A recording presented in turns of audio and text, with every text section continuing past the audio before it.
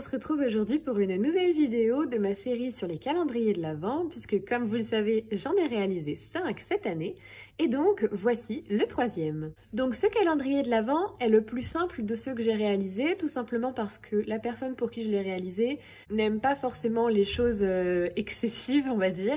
Elle aime plutôt les choses simples, donc j'ai essayé de respecter aussi ses goûts. Donc vous allez voir, c'est beaucoup plus simple que les autres que j'ai pu vous montrer et que je vais vous montrer par la suite. Mais voilà, c'est ce qui lui plaît le plus, donc moi, c'est le plus important pour moi.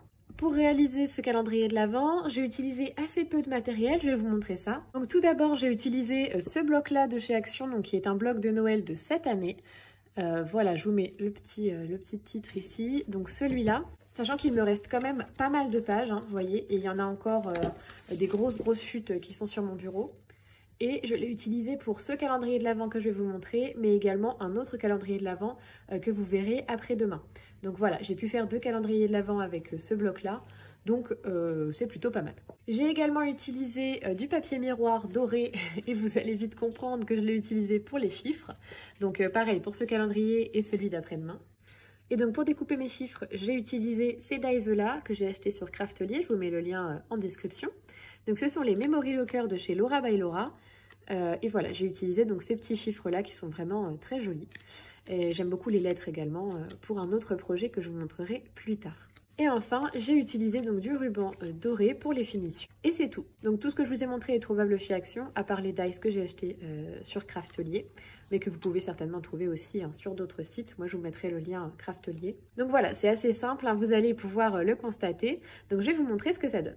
Hop, voilà donc le petit calendrier de l'Avent. Il est vraiment beaucoup plus simple que ceux que j'ai pu vous présenter auparavant. Donc je vais vous montrer un petit peu sa structure. Alors j'essaie de tout tenir pour pas que ça se renverse, mais vous voyez c'est une boîte que j'ai décorée avec un papier du bloc. Et j'ai rajouté un petit ruban en haut pour faire une petite finition. Hop, je vais essayer de tenir tout ça. C'est pas simple, donc voilà le papier que j'ai utilisé. Donc c'est un peu la même technique que ce que j'ai utilisé pour le calendrier des moufles, hein, c'est vraiment pareil.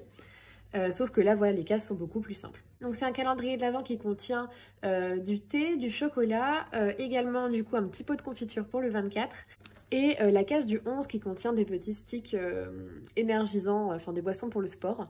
Voilà, puisque c'est une personne assez sportive. Donc je vais vous montrer les petites cases. Elles se présentent toutes sous le même format, sauf celle du 24 et du 11, donc celle que je viens de vous évoquer juste avant. Donc ce sont des petites boîtes.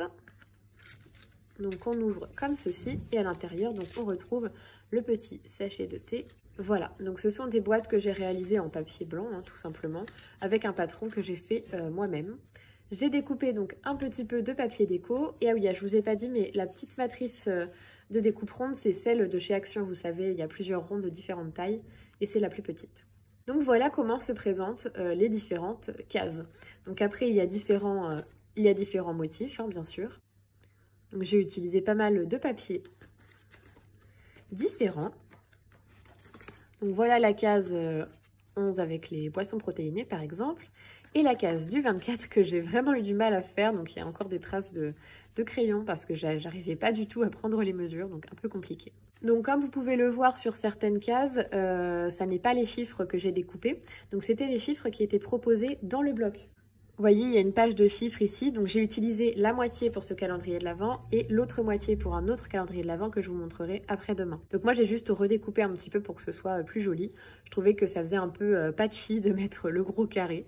Donc voilà. Donc c'est un calendrier assez simple, si vous voulez le reproduire, n'hésitez pas à me le dire. Je vous ferai une vidéo tutoriel assez rapide parce que vraiment les boîtes sont assez faciles à réaliser. Alors c'est un peu Tetris pour tout ranger par contre, puisque évidemment j'ai mis les cases...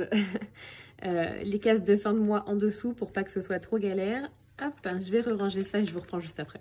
Voilà, j'ai tout rangé, ce sera plus simple pour vous et pour moi.